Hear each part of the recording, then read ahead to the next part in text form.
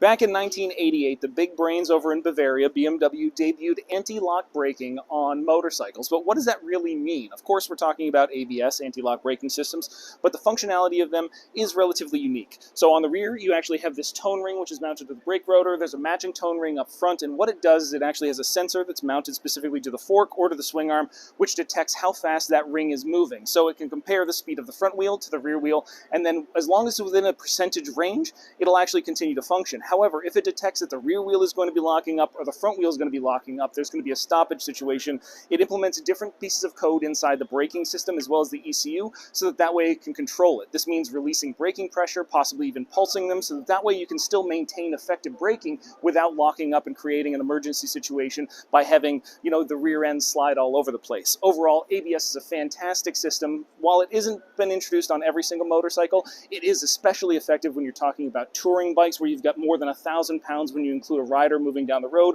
or on sport motorcycles like this S1000R, where if you're talking about aggressive riding, it can be a lifesaver.